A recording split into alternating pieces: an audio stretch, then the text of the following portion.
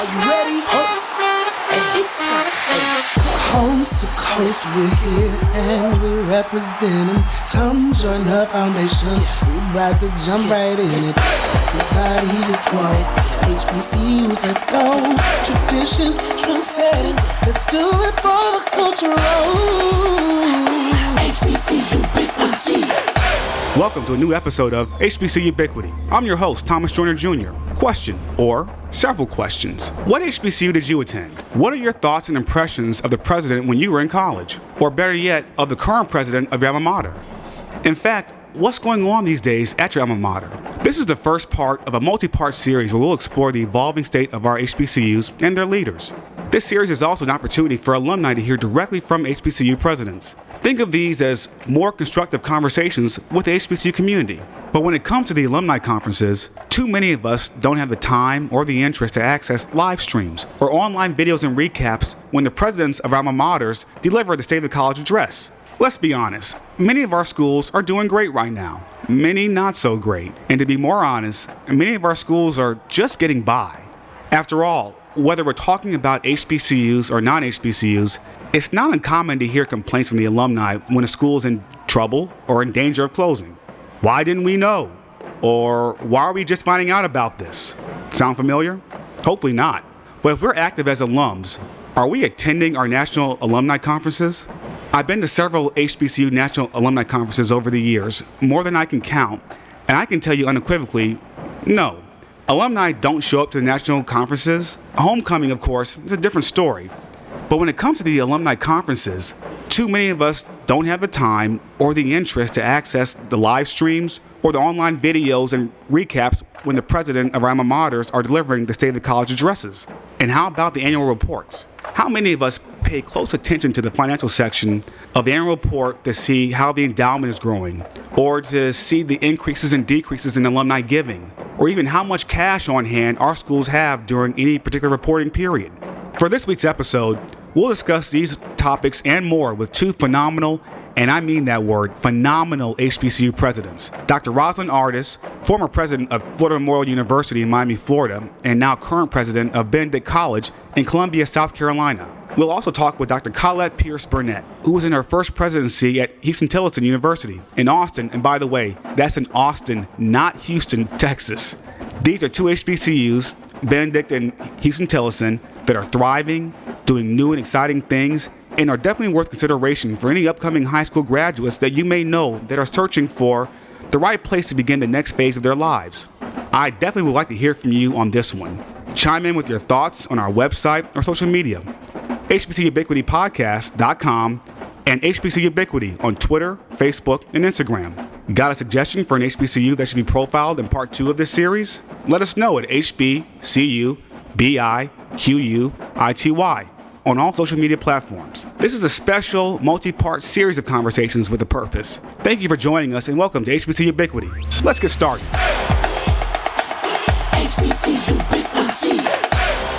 Before we get back to the HBCUbiquity podcast, let's take a look at some Tom Joyner Foundation fundraising highlights. Here's an example of TJF's success. Hi, my name is Chelsea Luckett, a sophomore biology pre-nursing major at Sigourney College from Jackson, Mississippi.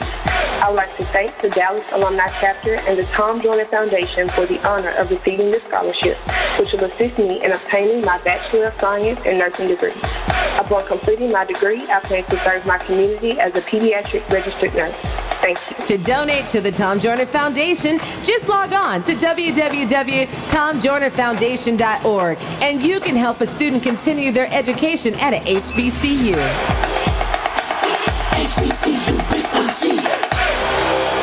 Welcome back to HBCUbiquity. This is Thomas Joyner Jr., and I'm joined now by the former president of Florida Memorial University and current president of Benedict College, Dr. Roslyn Artis. Hello, Dr. Artis. How are you today? There, Tom. I'm great. What's going on at Benedict these days? Oh, listen, lots of exciting things happening at Benedict College. You may have heard the news. Benedict College was recognized as the 2019 Institutional Transformation Award winner by the American Council on Education. The award recognizes institutions that have responded to higher education challenges in creative and unique and innovative ways and achieved amazing results in a relatively short period of time. So for us, that means enrollment growth, it means revenue growth, it means fundraising success, it means student success, and that the institution is really on the move. Congratulations, and that's a credit to your leadership. Thank you. I appreciate that very much. But we really have a very strong team here, both from the cabinet down to the facilities folks. Everybody is rolling with their shoulder to the grindstone. Well, for those of our podcast listeners that are not aware, Benedict is one of the few HBCUs that can claim to have another HBCU across the street, that being Allen University. That's right. Dr. Artis, what's that like in terms of competition as well as synergies? So listen, in terms of competition, I am never, ever, ever one to compete with another HBCU. The reality is if all 103 to 7 of us were functioning at 100%, we couldn't meet the need. We're students in this country that need the kind of education that we provide. So I'd never view it really competitively unless we're talking about the basketball court or the football field or right. the band, in which case it is a serious competition and I'm winning. But in terms of collaborative opportunities, I think there are lots. I think there are opportunities for us to share faculty resources. I think there are opportunities for us to find some efficiencies with back office functions. We share a history. Benedict College will turn 150 years old, as will Allen University next year. So I think there are going to be some interesting opportunities for us to think about a sesquicentennial bowl game. To get some fun rivalries going between the two institutions and celebrate our legacy and history at the same time. Dr. Artis, has the HBCU presidency, that is, changed or evolved during your tenure as an HBCU president, or during your 10 years, that is? And if so, how? It has evolved. It has continued to evolve. For most institutions, there are presidents who may have been in service longer. The rise of social media has placed us in a limelight in a way that perhaps some of our predecessors did not have to be exposed all of the time. For social media as much as possible to put forth the best face of the institution. But it also means that even when you go to the grocery store or step outside to get your newspaper, you are likely to be on somebody's social media page. And so I think it really amplifies the role.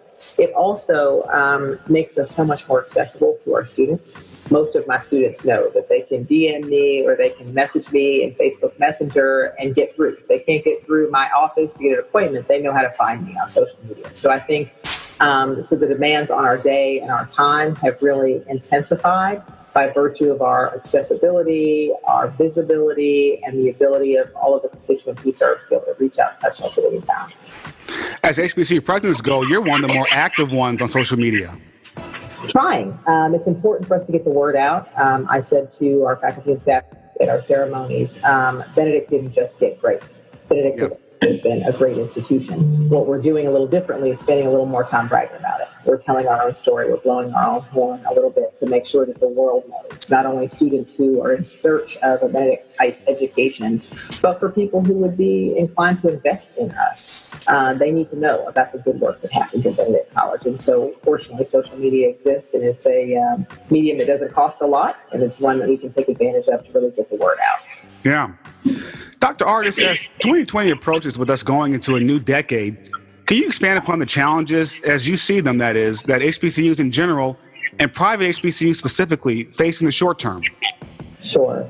There's been an ongoing debate and dialogue around accreditation for Sparkly Black colleges and whether there is a heavy burden placed upon particularly small private institutions to achieve the baseline goals established by our accreditors.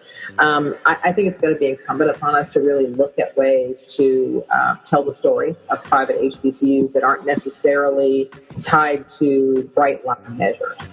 I think our institutions have a unique value. I think that if you look at the data, you'll see that our private institutions are outperforming pound for pound, even without state subsidy. And so I think as we move into the next decade, we're going to see some intensified pressure on private institutions to tell their story, to document their successes. I also think that the biggest challenge, and you and I talked about it just before we got on, the need to update our facilities has been a long-standing challenge for HBCUs. Historic underfunding for both public and private institutions has resulted in our institutions being under-resourced in terms of technology enhancements, new building construction, things of those sort. And so it's going to be important for us to kind of update our campuses a little bit. And that's a little tougher if you have to be a private institution. It's not a bond issuance by the state, right? There's not a capital fund established for you by a state legislature or someone else to be able to do that with. So Those are going to be among the toughest challenges that we have to overcome. This is an arms race. Kids are looking for amenities and facilities, and they have choices. And so for us to be able to compete effectively, we are going to have to upgrade our facilities in a big way. And Dr. Artis, for our listeners who are both Benedict and Allen alums, do you mind sharing what some of your facility priorities are? Sure. So here we just had a major technology upgrade at Benedict College. So increased and enhanced Wi-Fi capacity, building out new computer labs, ensuring that we have high-speed internet access. So we laid all new fiber on the campus of Benedict College. This year we are turning our attention to our living, learning, and athletic facilities. So everything except administrative offices and sorts. So we will resurface our football stadium this year. Our new turf has to go in, new sound system, new scoreboard to really update our athletic facilities, including our gymnasium. We will also focus on our history a little bit. We're building a welcome center on the campus of Benedict College that will include a little bit of a museum to really showcase the best of Benedict. Nice. These 149, almost 150 years. And we'll be making some significant upgrades to our dormitories, all new bathrooms this summer, and finally our academic facilities, our classrooms and labs will get upgraded this year. Very nice, because dorms count. A lot.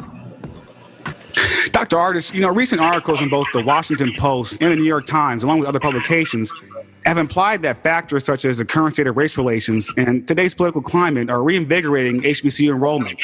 Have you observed that as well at Benedict? I like to think our enrollment is up because students have remembered who they are, and they've remembered what we offer at HBCUs, that we have a culturally sensitive environment within which they can become their best selves. Certainly the fact that HBCUs are in the national conversation right now is probably helping us a little bit in the absence of significant marketing capacity on the part of our institutions. I do think that some incivility on some of the majority campuses is forcing our students to really rethink why fight to be here when we can go home, when we can learn and grow and earn a degree in an environment that actually appreciates and welcomes us rather than simply tolerates us. And with that said, Dr. Artis, how does Benedict stay competitive in a state with so many HBCUs? So there are 8 total HBCUs, including our public and private and our 2-year and 4-year institutions. We happen to think we are the best among them. But I think more importantly, differentiation. So Benedict will expand its footprint in the engineering space. Benedict will expand its footprint in cybersecurity. Our goal is to really focus on those fields and disciplines where our students can get jobs. Precious few students of color have the opportunity to come to college just to get an education for education's sake. The goal is they're going to go to work when they get out of school. Many of them will have loan debt. Many of them will have other family obligations that require them to go directly into the workplace upon graduation. And so by focusing our efforts on high demand fields where we know our students can be employed immediately upon graduation, not at an entry level salary, but at a professional level salary. Right. Important for us. And so each of us will have a little bit different focus. Our sister institution, Morris College, for example, is a Baptist institution, and they have produced phenomenal pastors across the state and across the nation. We're content to acknowledge that they are doing a really good job in that space, and there's no need to compete with them for that space. We will instead focus our energies again on engineering, cybersecurity, biology, and chemistry, really helping our students in the STEM fields to find who they are. You just said something that was brand new to me. I did not know that Morris was your sister college. Absolutely. So we are a Baptist institution by history. We were founded as a result of a donation by Bathsheba Benedict through the Baptist Home Mission Society. We retain a seat on our board for our Baptist Home Mission Society representatives, and a number of the State Baptist Convention president is a member of our board. The president of the Women's Missionary Society is a member of our board.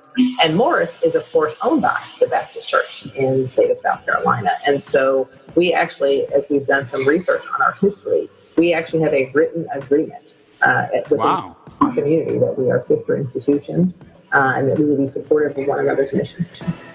Wow, written agreement, because I know that Morehouse and Bennett do not have a written agreement. That's more of a handshake agreement.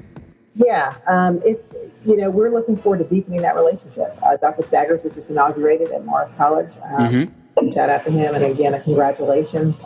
He followed a long-serving president who, by the way, is an alum of Benedict College. Didn't know that either. Hans Richardson is a graduate of Benedict College. and served as interim president of Benedict College. We actually have two presidents in common with Morris College. So that Baptist tradition, a shared leadership tradition, if you will, has been part of our history. Yeah, I did not know that, because for most of the Tom Jordan Foundation's existence, Dr. Richardson has been the head of Morris College. You've always known him at Morris. For most lifetimes, Dr. Lund Richardson was the head of Morris College. Yeah. You know, Dr. Artis, a recent study by the UNCF about the economic impact that its member colleges have on their local communities cited that in 2014, Benedict generated over $130 million in total economic impact for its local and regional economies, while at the same time creating over 1,200 jobs. How have those numbers changed in recent years, and what do those numbers say about Benedict College, not just as an institution of higher education, but also as a business in Columbia, South Carolina? Right. I think what it says fundamentally is that Benedict College matters. We matter to Columbia, we matter to South Carolina. We are providing, and you're producing a highly, excuse me for that background noise. We're producing a highly skilled workforce. As we think about $100 million economic impact, that was based on data during a period in which we had slightly lower enrollment. So if you think about the enrollment growth we've experienced this year and that which we anticipate next year, our economic impact will grow by leaps and bounds over the next several years. And what that means for me as the president is that when I go downtown to the bank or when I go to another business that we work with and ask them for their philanthropic support, I am going armed with the knowledge that we are investing in you and we expect a reciprocal investment in us. We do business with people who do business with us, bottom line. And we have buying power behind us when we make that statement. And you found the Columbia business climate to be welcoming to you and Benedict? Absolutely. So Southern hospitality is alive and real. Here in Columbia, I've been welcomed very, very warmly by the Columbia community. It is clear that Benedict is an important part of the community, but one that's been quiet for a little while. And so we are reintroducing Benedict 2.0 to the community. Again, making the case that we do business with people who do business with us. So if we are purchasing supplies from you, we expect your philanthropic support. If we are banking with you, we expect your philanthropic support. We are part of the economy of South Carolina and specifically Columbia and expect to be respected as such. So I think that might be a slightly different bent on what's been happening. No, and that's wonderful and both powerful to hear. Dr. Artis, for listeners of this podcast, what can you tell the parents and relatives of high schoolers, particularly the class of 2019 and the class of 2020, about Benedict and why they should consider it as their college choice? You absolutely want to become a part of the best of DC. That is our catchphrase. It's a term that I coined. It's a hashtag. It's gone viral. It's what we're known for. Best for us is an acronym that really defines everything that we do. So it's the title of our strategic plan. The acronym stands for Bold Execution of a Strategic Transformation, and that is what we are about at Benedict College, but we've also applied that to everything else we do. So, for example, for our athletic programs, it's beat them every single time, BEM. If it is academic, a Benedict education equals student transformation. They leave different than when they came. If it's finance, balance every single transaction. So we have asked every division and department in the institution to define what their best is and ensure that we're putting that forth all the time. Our students have caught on, and I mean they are taking off. We have students, newly expanded study abroad program. Our young people are traveling. We have a group going to Ghana this year. We have a group in Barcelona. We have kids studying in London. We have kids in Dubai. Benedict kids are showing up all over the world, and they're reaping the benefits of those global experiences. We also are part of something called the Career Pathways Initiative, funded by the United Negro College Fund and the Lilly Endowment, where we are developing very intentional pathways for students from the moment they land on this campus as freshmen. We are assessing and evaluating and helping them to define what their major should be, what their skills and talents are, and more importantly, what their passion is. So that, again, as soon as they get out of Benedict, they can go to work. They've had internship experiences, they've had shadowing experiences. So the ROI on your investment in Benedict College is not only a well-trained individual student who knows who they are and whose they are, but a student that is marketable and ready to go to work. So your dollars are well spent when you send your child to Benedict College. Benedict College really is the best. I believe that. I believe that. And I hope all of your listeners hear that loud and clear.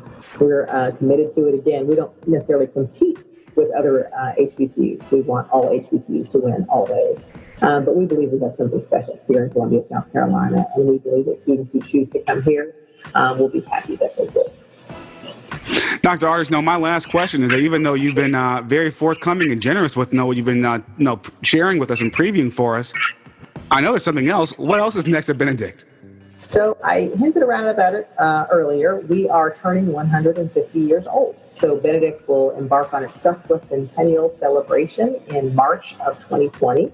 We will kick off an entire 12-month series of celebrations. We will celebrate our Baptist faith. We will celebrate Benedict babies and Benedict couples. We will celebrate our Charter Day and our founding.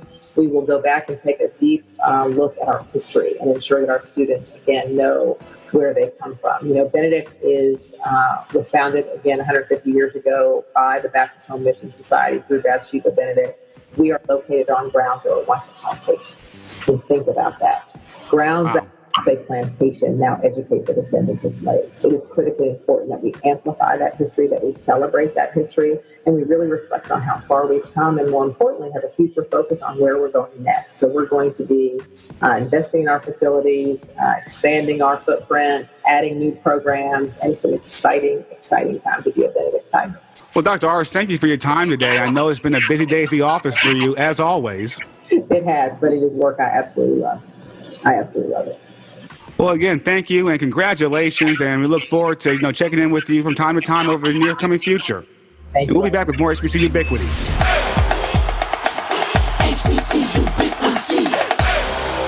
Before we get back to the HBCUbiquity podcast, let's take a look at some Tom Joyner Foundation fundraising highlights. Here's an example of TJF's success. Hi, my name is Andrew Davis. I am a junior music education major with a concentration in piano performance from Durham, North Carolina. Upon completing my degree, I would like to get a master's in conducting, and I would like to further my education by getting a PhD in either ethnomusicology or musicology, and using that degree to teach at a college or university. Thank you. To donate to the Tom Joyner Foundation, just log on to www.tomjoynerfoundation.org, and you can help a student continue their education at a HBCU.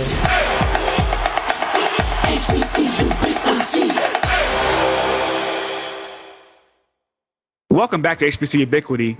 I'm joined now by a good friend of the foundation and president of Huston-Tillotson University, Dr. Colette Burnette. Dr. Burnette, how are you today? I'm doing well. First of all, I really want to thank you for allowing me to be a partner with you and for allowing me to be on HBCUbiquity. I love the name, by the way. Oh, thank you. Really appreciate that. What's going on at Huston-Tillotson these days? Well, commencement was a couple weeks ago. That's always the crescendo of the year.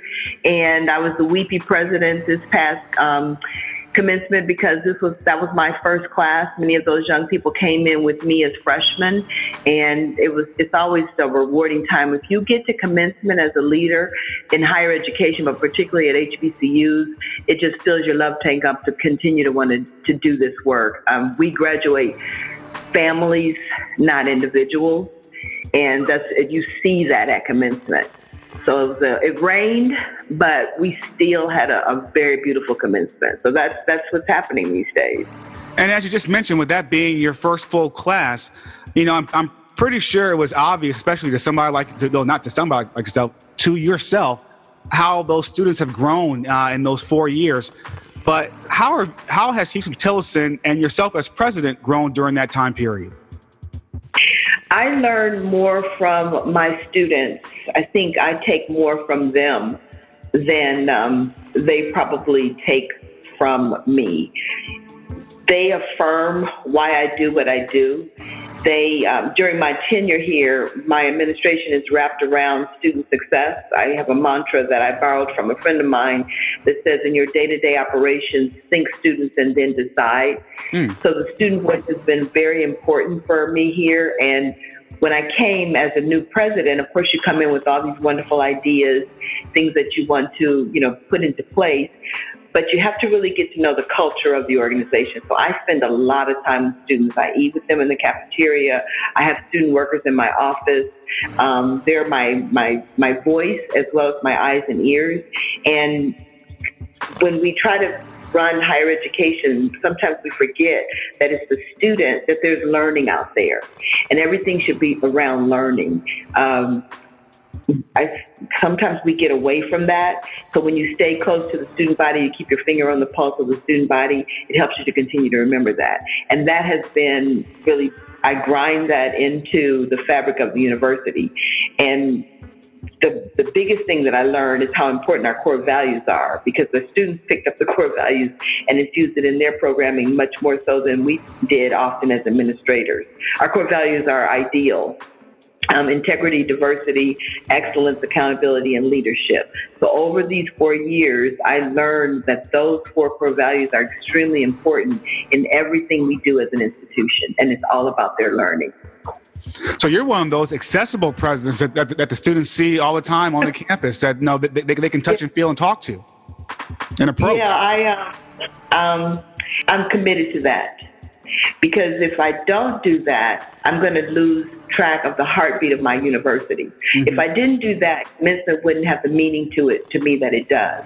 Because when I look into the audience, I know those faces. Like, I know those future teachers. I know from whence they've come.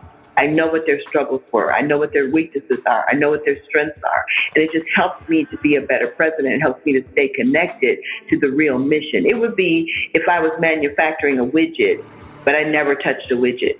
Right. So I never used a widget. There's no way I could really do wonderful things if, as a leader, if I wasn't really in touch with who it is I'm serving. That's commendable, and that's one of the, for lack of a better term, stereotypes of HBCUs is that HBCUs are places where you count, where the faculty and the staff and the administrators care about you. So for a school like Huston-Tillotson, be able to go to a professor or an advisor or even the president. Dr. Artis said the same thing. We were talking with her that's just that's part of what makes a place like Huston-Tillotson or Benedict College, for that matter, very special, especially the first generation students. So. Right. Dr. Burnette, can you talk about some of the challenges as well as the benefits to being a female college president? The challenge is people ask you all the time.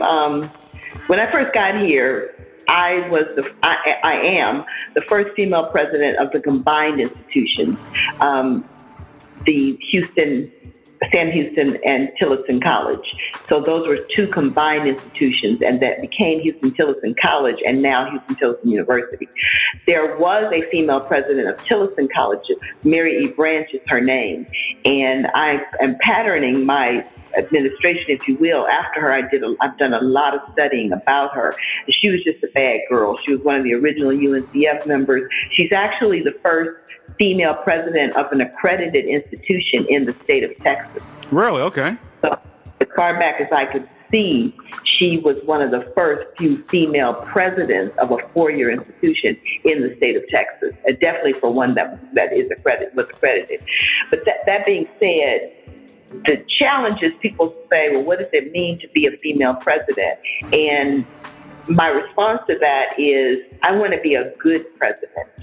I'm not ignoring the fact that I think women bring a special touch to an organization. I think we have a different kind of empathy, if you will, a different kind of leadership style.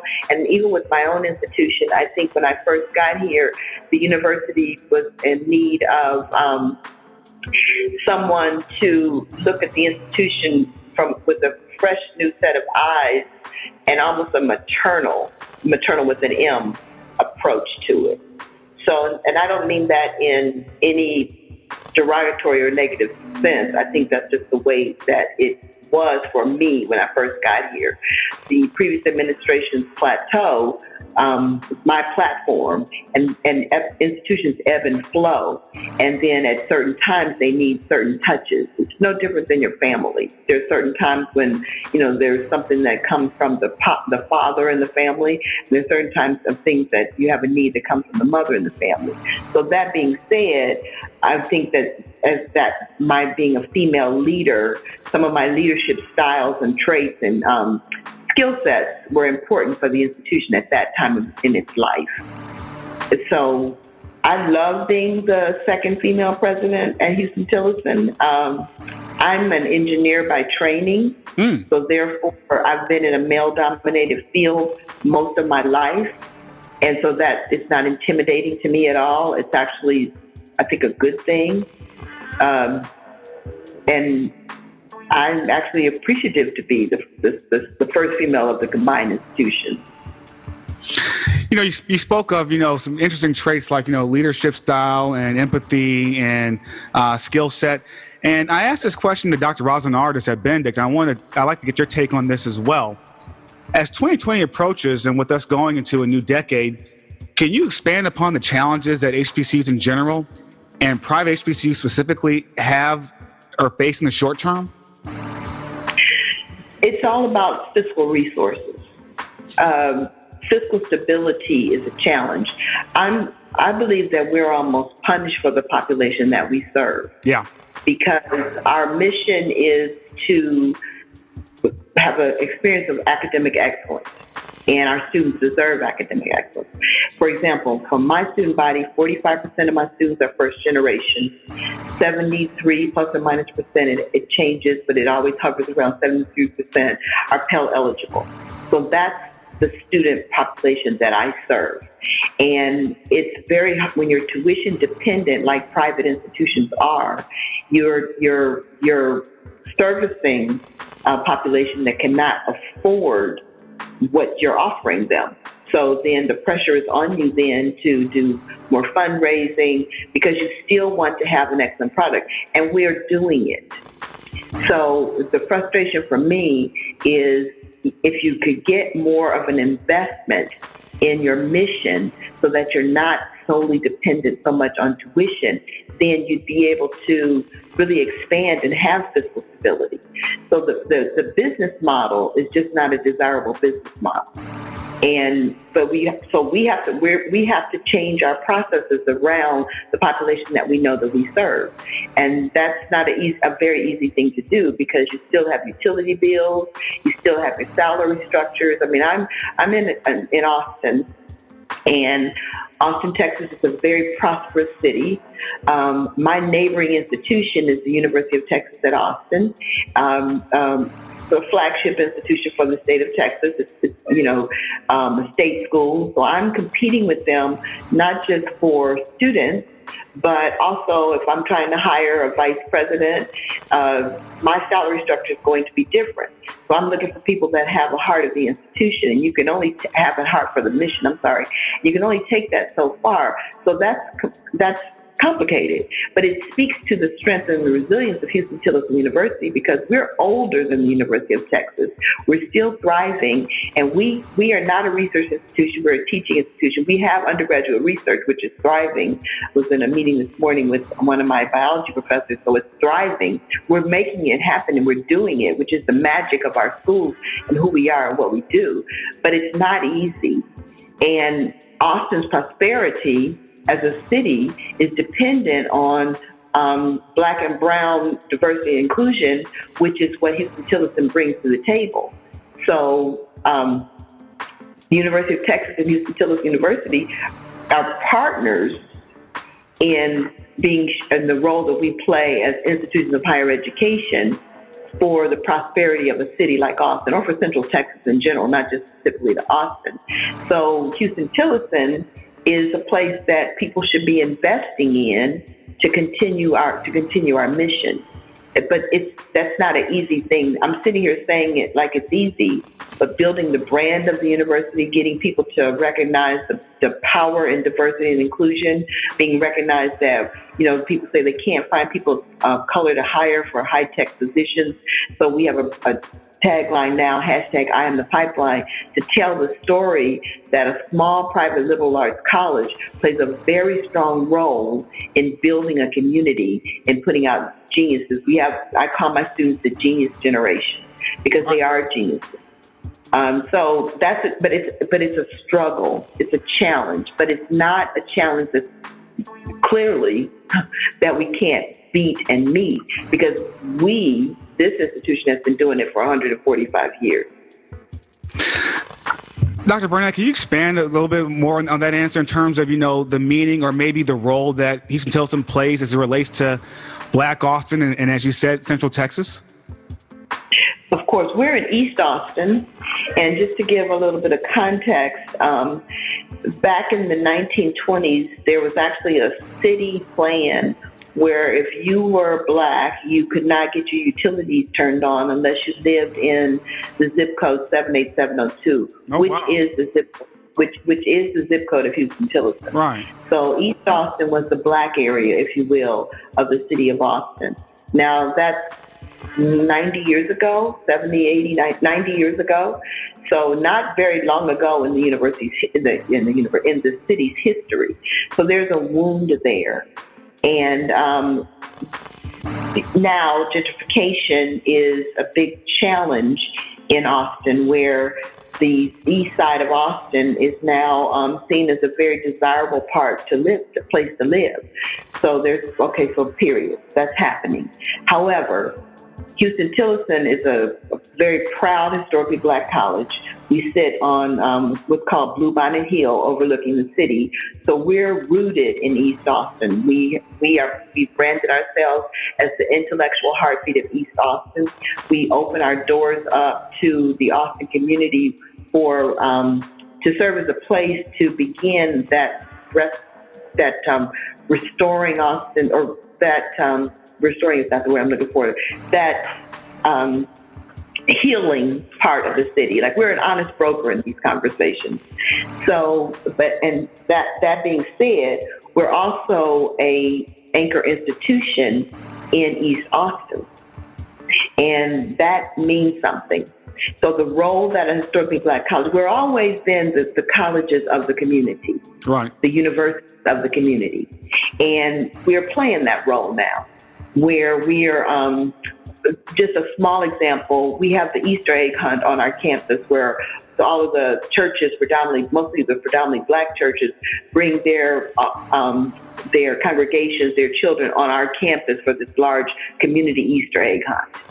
Now, that may seem small, but that's really big in a community like Austin, right? In a space like Austin. And then to take that really up to another scale, then we've hosted some really hard conversations on race on our campus, on poverty, disparity, health inequities, et cetera, where we're a comfort zone for people to be able to have those conversations. And that's what higher ed is supposed to do. Right. And a few minutes earlier, in one of your answers, you mentioned that fiscal responsibility and tuition dependence were two of the big challenges facing, private HBCUs in the short term. But Dr. Burnette, how have you been able to manage expenses and revenues at HT to ensure that your students are getting their tuition dollars worth? You have to have a laser focus on your revenues and your expenses. You have to be sure that you're spending the dollar where it's an investment on the stability of the institution, an investment in the mission, and also in growth and alternative revenues. We focus a lot on finding alternative revenue streams. We recently opened up a Center for Entrepreneurship and Innovation to become a part of the startup and entrepreneurship ecosystem within Austin, targeting people of color and women, but mostly people of color is most of the programming. And that was to infuse alternative revenue streams. So you can sit back and continue to kind of try to cut your way out of it. But I learned from my mentor, John Garland, former president of Central State University, that you really have to grow your way out of it. So we're focusing on growing our enrollment. That's not just with admissions, on recruitment strategies. We use a lot of our Title III funding very creatively for our Center for Academic Excellence, which is really our retention arm, so that we want to recruit our students and retain them.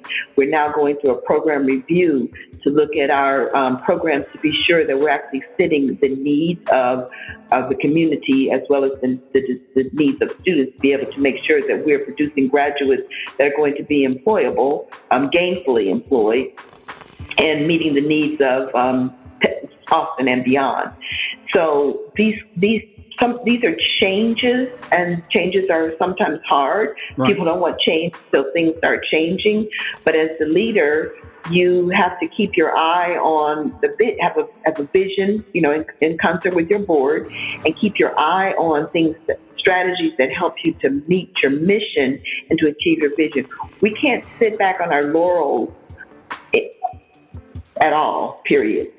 You've got to be creative and innovative. Something I like to use for my campus is, what's that blue ocean strategy? What's that new cutting edge thing in higher education that's going to set us apart? So we have a new initiative to recruit and retain African American men to be teachers, mostly science teachers. That's a whole, where we don't have a filled pipeline of Black male teachers. So, and by the way, that's a great program that you have, the Teacher Quality Initiative, the Tom Jordan Foundation. Great program. Sorry, I had to put the plug in. You. That's a plug. That's right. That's right. You're our partner in that, right? I was getting to that. You stole my thunder. Sorry. So, the next thing I was going to say is we've built strong collaborations to help us to do that, with the Teachers Initiative. Carshandra Hollins is one of the prime, wonderful examples of the product of that collaboration. But there's an African proverb that says, and I'm paraphrasing it, something like, you can go fast alone. If you want to go fast, go alone. If you want to go far, go together. So our partnership with your organization is an example of that. We're small, which is a weakness in some eyes. I see it as a strength because we're nimble. We can be reactive to our partnerships. We have strong partnerships with Merck Pharmaceuticals. They came into Austin to build one of their largest sites in the world. They're constructing it right here. Well, actually, are almost done here in Austin. And they came to, the historically Black college at the urging of the city of Austin to see what partnerships. And that has blossomed into STEM scholars, research projects. Another example is Texas Park and Wildlife, where we have a strong partnership with them.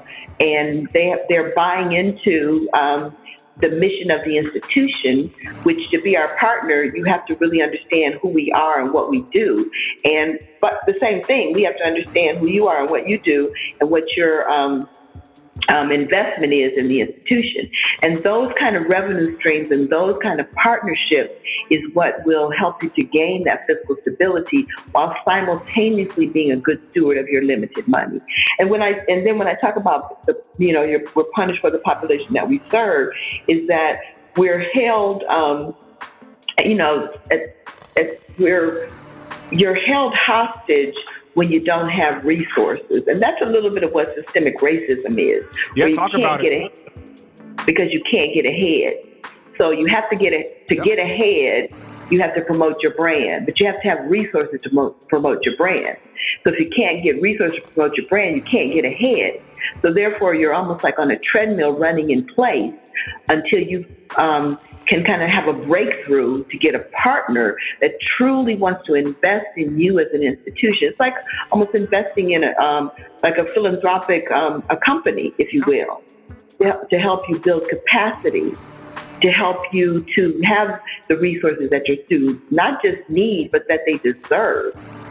And in an environment where they can be a student, they can thrive, they can find out the genius that they have. One thing that we do not have on our campus is a language of lack, where we don't use language like that they're less than or not qualified or not prepared, because our young people come to us having lived their whole lives that they're underserved, that they're marginal, that all of what they cannot do.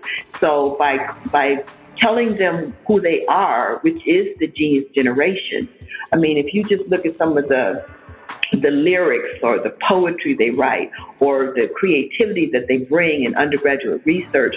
We had some students go out and do some surveys in the house with the housing around the campus, because we have a lot of high rises coming up, a lot of housing developments coming up that are supposed to have spaces in them for low income. But when students went out and started doing surveys and studying it, it was so complicated for low income people to fill out the applications or to get to. So they kept saying, well, we don't have any people that can live here. Mm-hmm. That's not true. So when you have people of color involved in those conversations, it makes it a truthful conversation. And those are the kind of graduates that we want to put out. But I definitely agree with you about being punished for the population that we serve.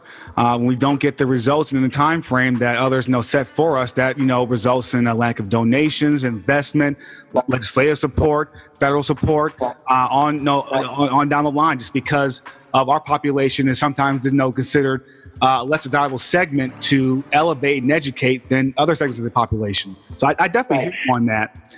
And just for that, go on. I'm sorry. The state of Texas has their 60 by 30 initiative, mm-hmm. where 60% of Texans should have some form of post-high school credential, and by the year 2030.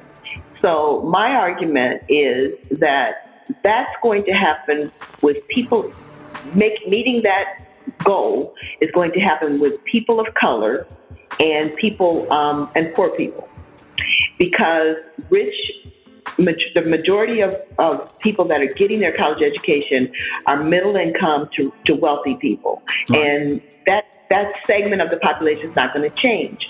So in order for you mathematically to get to 60 by 30, you've got to invest in people of color. And so in the education of people of color.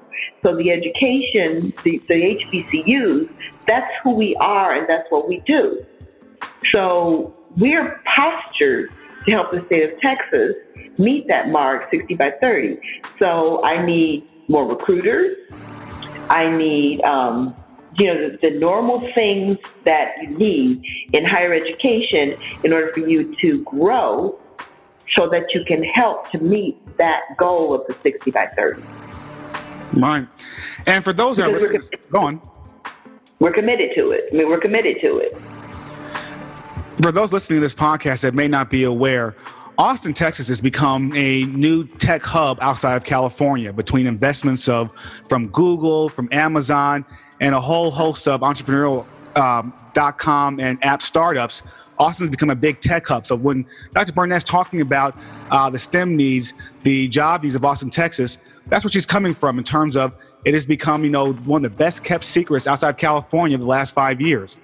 With that said, Dr. Burnette, a recent study by UNCF about the economic impact of its member colleges have on the local communities cited that in 2014, Huston-Tillotson generated more than $47 million in total economic impact for its local and regional economies while creating over 400 jobs. So my questions for you are, how have those numbers changed in recent years? And what do those numbers say about Huston-Tillotson, not just as an institution of higher education, but as a business in Austin, Texas? Well, those numbers have not changed substantially because that report came out since I've been here. That study came out since I've been here. And I was super pleased by that study because it really unearthed the power that the Historically Black College exhibits and opportunity in Austin, Texas. I shared that document, I think, with everybody that I met with. I had to go and get more copies of it. Everybody that I met with afterwards, because numbers tell the story, data tells the story. Right. And when we looked at, even with our earnings for our graduates, I don't remember the exact number, but it was a little bit over $300 million because our graduates stay in the Central Texas area. They love Austin, so they tend to kind of want to stay here in Austin, Texas. So not only are they becoming what you would say good citizens in Austin, but they're also filling a pipeline as far as the diversity and inclusion needs of these organizations that are planting themselves in the Austin, Texas area. It's really, when I came to Austin, I didn't know anything about Austin, Texas before I came to take the presidency of Huston-Tillotson. And within the first 6 months of my tenure here as president, it became very evident to me. And remember, I'm a techie, I'm an engineer, so I'm driven. I'm drawn to these kinds of things. It became very evident to me that there was so much opportunity for a liberal arts, minority-serving institution to partner with these large firms like what I was talking about earlier, like with Merck Pharmaceuticals, with Apple. Apple's largest plant outside of Cupertino is here in Austin. Right. That's an opportunity to be what I said earlier about this whole blue ocean strategy, how a small liberal arts, minority-serving institution, particularly an HBCU, partners with a large conglomerate like Merck Pharmaceuticals or like Apple, and has great stories to tell. I mean, these partnerships produce these young people. Merck actually sent one of my graduates over to the Czech, over into Prague, at their expense, because he did some work as an intern that they were impressed with, and they wanted him to go over to their site in Prague. Now, this young man didn't even have a passport. So his opportunity was just phenomenal. In fact, my Mr. HT is now employed with PayPal. Wow. And it's because of our, really pushing that we're a small liberal arts college. However, we produce the whole person. That's what the liberal arts studies is, the whole person. And from a very nurturing environment, and they're very comfortable in who they are. And that's the kind of employee that companies want. Someone who has vision, someone that wants to be innovative, someone who's very comfortable in their own skin, someone who has a heart for a mission, heart for a passion, and simultaneously book smart. So in other words, HT Rams not only keep Austin weird, they keep it diverse. We keep it magical. And magical. That's why I love that. Yeah. Dr. Burnette, and wrapping up, what's next for Huston-Tillotson? Well, that teachers initiative, we're continuing to push the hashtag I am the pipeline, which is us getting our majors. It's not just the STEM majors, it's also our liberal arts majors, our history majors, our English majors. They have a place in these high-tech firms as well. So it's continuing to push the STEM component, the STEM component meaning the employer, from all of our majors' perspective, and the teachers initiative. We're launching a capital campaign. We're moving into the quiet phase. My board has given the go-ahead for us to start moving into a capital campaign. We have some needs for some infrastructure. As you can imagine, we're 145 years old. So that's another challenge that we have with deferred maintenance, which costs money on campuses, to keep our facilities in good conditions for learning, to create an environment for learning. So we're going to be doing a capital campaign that's going to, moving into the quiet phase of that now. And I'm really excited about that because we have some pillars. We have some needs for a fine and performing arts center. We have a need to build a community health and wellness center, phase 2. So I'm really excited about that. Like I feel blessed and honored deeply to serve as the president of Huston-Tillotson for this last 4 years of my life. Like, I feel fortunate that my journey has not only taken me through a city like Austin, Texas, but it brought me to a city like Austin, Texas to lead an institution like Huston-Tillotson University. So you take that HBCU magic and you put it there with the Austin, Texas kind of prosperity, the energy and the excitement that surrounds the city, and it really makes for an unstoppable formula. Dr. Burnette, your appreciation for this opportunity in your life, it shows. It comes across and it comes through, very, very well. Oh, thank you for saying that. You're my partner, so you have to say that. No. Dr. Colette Burnette, I really want to thank you for this opportunity and for your candor today, and for all the information that you've shared, not just with listeners to this podcast that may be HT RAM alumni, but listeners to this podcast that are HBCU alumni and that care. This has been a great conversation for us. Oh, thank you, sir. Thank you. So yes, thank you, Dr. Colette Burnette, president of Tom Joyner Foundation School of the Month for May 2019, Huston-Tillotson University. And we will talk again and talk soon, Dr. Burnette. Thank you, sir. Thank you.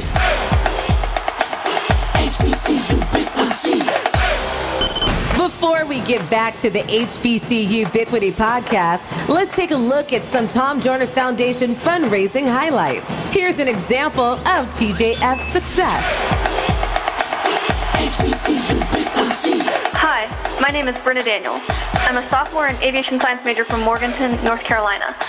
After completing my degree, I hope to fly for Samaritan's Purse, an international disaster relief ministry.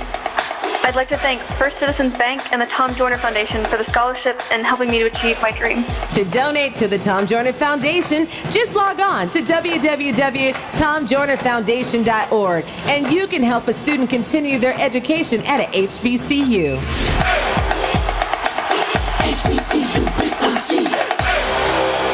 Welcome back to HBCUbiquity. First off, I want to thank Dr. Roslyn Artis and Dr. Colette Burnette for their participation in today's episode. Their candor and wisdom and updates about what they're doing on their respective campuses should be welcome news, not only to their alums that are listening to this episode, but to all HBCU grads. This is the kind of news, or as I call it, HBCU excellence, that we want to hear. Now, you heard me ask both presidents about the biggest short-term challenges facing HBCUs today. And regular listeners of HBCUbiquity have heard me pose that question to other presidents, but I want to give you my take on that one. In my not so humble opinion, facilities and the cost of attendance are the two biggest challenges HBCUs face right now. Facilities, you may ask? What do facilities have to do with the quality of education that you receive? Well, frankly speaking, even though HBCUs, including private and non-public HBCUs, even though they cost a lot less than many of their PWI counterparts, we're still talking upwards of $20,000 to $40,000 annually to attend our schools. And that's whether or not you're living on campus. And that also includes the common forms of financial aid that are already available to our students. Students want value for the dollars that they're scrounging for or going into debt to pay. And that value includes up-to-date buildings and dorms with up-to-date amenities. Like it or not, this is the Instagram generation. Oh, and by the way, HBCUbiquity is on Instagram. You know I had to get that plug in. But for Generation Z that lives on Instagram, a picture is worth a lot more than 1,000 words. And frankly speaking, students want their schools and surroundings to reflect them just as they see themselves as a reflection of their school and that school's legacy. Students have choices. They're more empowered than ever. They want the same perks and amenities at their HBCU that non-HBCU students are already enjoying. And are they wrong for that? Costs are another huge challenge. Our schools are doing a lot, but unfortunately, as it is what it is, we simply have to do more to be affordable, especially for our first-generation African-American students that need the nurturing support of HBCUs. The flip side of that, and this is a hard but true reality, is that our schools need money to retain top-tier faculty and to establish new and in-demand academic programs, and to retain top administrators. Put another way, we can't count on black college unicorns, the ones that do it for the love of HBCUs and for the love of our people, but we can't count on them to wear multiple hats and do multiple jobs to keep our schools going. We have to compete for the best and the brightest talent to run and manage our schools, and that takes money. That's where we as alumni come in. Yes, we do what we can, and we do a lot, but we have to do more. Let me break down to you why we need to give, and hopefully you've heard this before. But many of our schools, especially the older and the smaller ones that have less than 500 students, they don't get a lot of cash infusions. Grants, corporate sponsorships, major six-figure plus gifts. Those don't always come to many of our schools on a regular basis. And you've heard both Dr. Artis and Dr. Burnette cite how many of their students are on some type of financial aid. Real talk, our schools need cash flow and resources to grow and expand in the ways that we as alumni are expecting. Again, we want our HBCUs to reflect us the way we reflect them. And that's where our giving comes in. We give to our alma maters to assist them with scholarships and endowment building, and that frees up money for the schools to catch up on deferred maintenance projects, facility upgrades, academic upgrades, marketing and recruitment, and more. Our schools can't simply will themselves to compete with the Ivy Leagues or the flagship schools in their states. We have to find more ways and time to support our alma maters, just like the alumni of the Ivy Leagues and top-tier flagships do. Thank you for being a part of this conversation with a purpose. You have thoughts or opinions on this episode? Chime in at HBCUbiquity, HBCUbiquity, on all social media platforms or on our website, HBCUbiquitypodcast.com. This is Thomas Joyner Jr. Thank you for listening to this episode of HBCU Ubiquity, and I look forward to you joining me on next week for another conversation with a purpose. HBCU Ubiquity.